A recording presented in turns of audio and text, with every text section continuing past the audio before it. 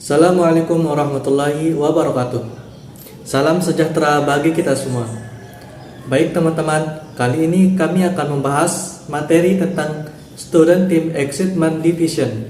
Sebelum kita mulai, terlebih dahulu saya akan memperkenalkan anggota-anggota kelompok kami. Yang pertama atas nama Saudari Yulita Cynthia Berliana selaku pemateri pertama, dan Saudara Uday Al-Jihadi selaku pemateri kedua, dan Saudari Vidya Safitri selaku pemateri ketiga. Baik, pemateri pertama yang akan disampaikan oleh Saudari Yulita Cynthia Berliana. Waktu dan tempat dipersilahkan. Di sini saya akan menjelaskan pengertian dari STAD. STAD adalah model pembelajaran kooperatif yang memacu kerjasama siswa melalui belajar dalam kelompok yang anggotanya beragam untuk menguasai keterampilan yang sedang dipelajarinya. Adapun pengertian STAD menurut beberapa para ahli. Yang pertama ada menurut Robert Flavitt. Beliau mengemukakan bahwa STAD merupakan strategi pembelajaran yang dilakukan oleh guru untuk menciptakan suatu tim berkemampuan majemuk berlatih untuk mempelajari konsep dan keahlian secara bersama-sama. Yang kedua, ada menurut Endang Mulyatiningsih. Menurut Endang Mulyatiningsih, STAD merupakan strategi pembelajaran kooperatif yang mengemadukan penggunaan metode ceramah, questioning, dan diskusi. Yang ketiga, menurut Rusman, model pembelajaran STAD adalah model yang dalam pembelajarannya siswa dibagi menjadi beberapa kelompok yang beranggotakan 4-5 orang yang mempunyai keragaman dalam kemampuan jenis kelamin hingga sukunya. Nah, yang keempat, ada menurut Trianto. Menurut Trianto, STAD merupakan salah satu model dari pembelajaran kooperatif yang menggunakan kelompok-kelompok kecil dengan jumlah anggota tiap kelompok 4-5 peserta didik secara heterogen. Baik, pemateri kedua akan disampaikan oleh saya sendiri. Kelebihan dan kekurangan dari STAD. Kelebihan STAD menurut Kurniasih dan Sani, yaitu yang pertama, meningkatkan kepercayaan diri dan kecakapan individual. Kemudian yang kedua, interaksi sosial terbangun dalam kelompok. Siswa dapat dengan sendirinya belajar ketika bersosialisasi dengan lingkungannya atau rekan kelompok-kelompoknya. Kemudian yang ketiga, siswa diajarkan untuk membangun komitmen dalam mengembangkan potensi kelompoknya. Kemudian selanjutnya mengajarkan untuk menghargai orang lain dan saling percaya. Kemudian yang terakhir yaitu aktif berperan sebagai tutor sebaya untuk lebih meningkatkan keberhasilan kelompok. Selanjutnya kelebihan STAD menurut Slavin. Yang pertama, setiap siswa memiliki kesempatan untuk memberikan kontribusi yang substansial kepada kelompok dan posisi anggota kelompok. Kemudian yang kedua, menggalakkan interaksi secara aktif dan positif sehingga bentuk kerjasama anggota kelompok yang menjadi lebih baik. Kemudian yang ketiga, membantu siswa untuk memperoleh hubungan pertemanan antara ras, suku, agama, dan gender dalam kemampuan akademis yang lebih baik dan beragam. Selanjutnya yaitu kekurangan. Pertama, bila ditinjau dari sarana kelas, maka mengatur tempat duduk untuk kerja kelompok sangat menyita waktu. Kemudian yang kedua, jumlah siswa yang besar atau kelas yang gemuk dapat menyebabkan guru kurang maksimal dalam mengamati kegiatan belajar, baik secara kelompok maupun secara perorangan. Kemudian yang ketiga, guru dituntut bekerja cepat dalam menyelesaikan tugas-tugas yang berkaitan dengan pembelajaran yang dilaksanakan. Kemudian yang terakhir, menyita waktu yang banyak dalam mempersiapkan pembelajaran. Baik, pemateri ketiga yang akan disampaikan oleh Saudari Vidya Safitri. Kepada Vidya Safitri, waktu dan tempat dipersilahkan.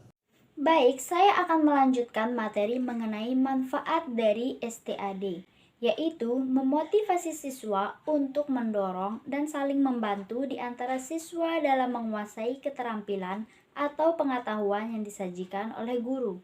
Selanjutnya ada sintaks atau langkah-langkah dari STAD, yaitu yang pertama menyampaikan tujuan dan memotivasi siswa.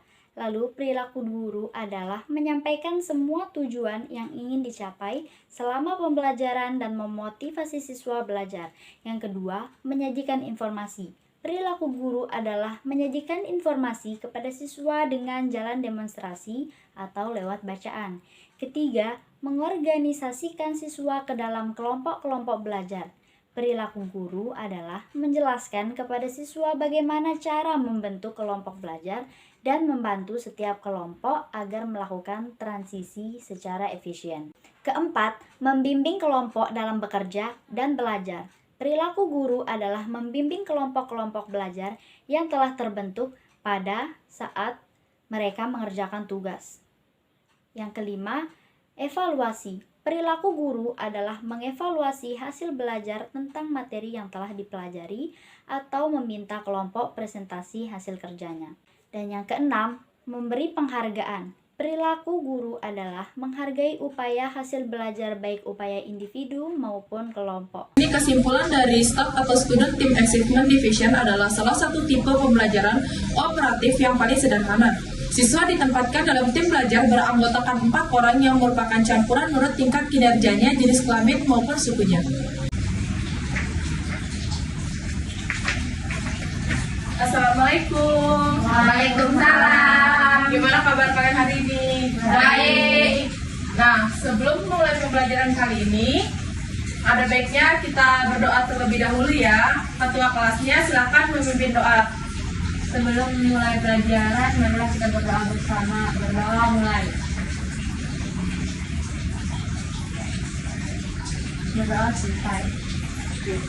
Jadi, pembelajaran hari ini tuh kita akan membahas materi tentang bilangan berpangkat. Sebelumnya ada yang tahu nggak bilangan berpangkat itu apa? Nggak tahu.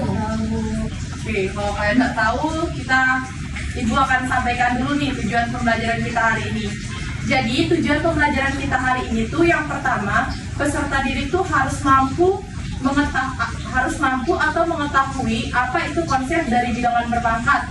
Yang kedua itu peserta didik harus mengetahui sifat-sifat dari bilangan berpangkat, dan yang ketiga peserta didik mampu menyelesaikan soal tentang bilangan berpangkat. Nah, di sini Ibu akan memberitahu kalian konsep dari bilangan berpangkat. Kita misalkan dengan roti. Jadi, misalnya Ibu punya roti 1 nih. Kalau dia dibagi 2, roti ini akan berjumlah 2. Nah, dari 2 roti ini, kalau dibagi lagi, masing-masing rotinya itu dibagi 2, jadinya 4. Oke.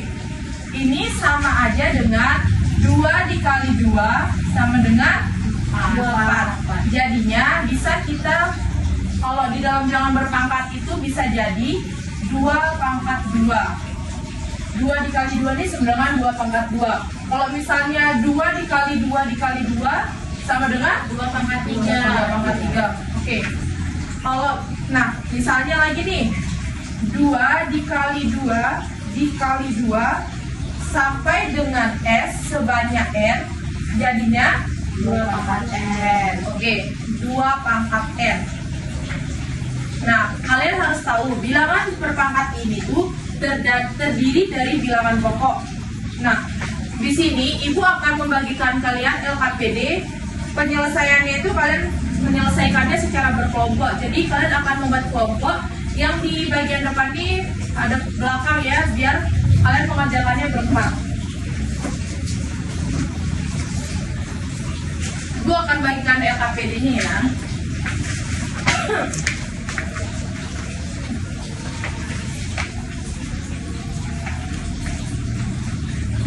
Waktu menyelesaikan LKPD-nya itu selama 15 menit. Nanti masing-masing dari kalian, mohon maaf, salah satu dari anggota kelompoknya maju untuk mempresentasikannya ke depan.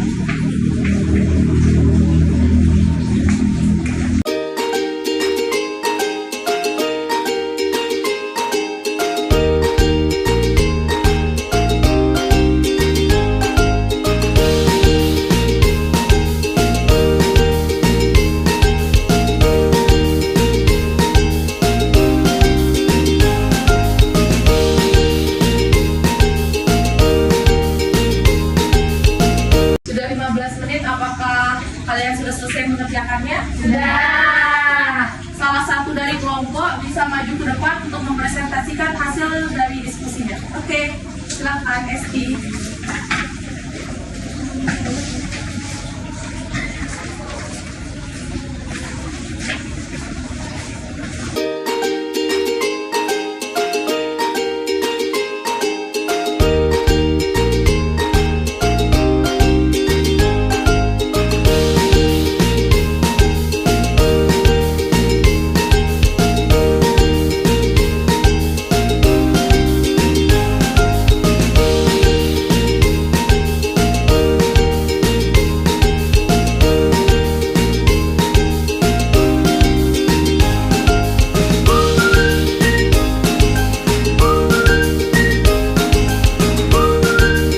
Bisa dijelasin teman-temannya? Yang nomor pertama ini karena dia perkalian, jadi pangkatnya ditambah, jadi 2 pangkat 3 kali 2 pangkat 5 menjadi 2 pangkat 3 tambah 5 jadi 2 pangkat 8. Yang kedua ini karena pembagian, jadi pangkatnya itu dikurang, sehingga 2 pangkat min 5 bagi 2 pangkat min 3 menjadi 2 pangkat min 5 dikurang min 3 menjadi 2 pangkat min 5 plus 3, hasilnya 2 pangkat 5. Terima kasih, silakan. Jadi penjelasan dari teman kalian tadi itu sudah benar. Buat kalian, siapa tuh bingung nih dari kenapa ini bisa menjadi plus. Jadi plusnya itu dikarenakan min dikali dengan min jadinya plus. Oke, ini tuh termasuk plus sifat dari bilangan berpangkat. Jadi sifat dari bilangan berpangkat kali ini Ibu akan menjelaskan ada 5. Yang pertama, A pangkat 0 sama dengan 1, jadinya A tidak sama dengan 0. Yang kedua, A pangkat M dikali A pangkat N sama dengan A pangkat M ditambah N. Yang ketiga, A pangkat M dikali A pangkat dibagi A pangkat N sama dengan A pangkat M dikurangi N. Yang keempat, A pangkat min N sama dengan 1 per AN. Dan yang kelima, A pangkat M dikali N sama dengan A pangkat M dikali N. Dari penjelasan hari ini, apakah kalian sudah mengerti? Sudah. Oke, karena kalian sudah mampu menyelesaikan LHPD dengan benar, Ibu akan memberikan kalian hadiah. Oke. Jadi kita tutup pembelajaran hari ini. Apabila ada kesalahan kata, mohon dimaafkan. Assalamualaikum warahmatullahi wabarakatuh. Waalaikumsalam warahmatullahi wabarakatuh. Ya. Baik teman-teman, itu saja yang dapat kami sampaikan. Bila ada kesalahan kata atau perbuatan, mohon dimaafkan. Wassalamualaikum warahmatullahi wabarakatuh.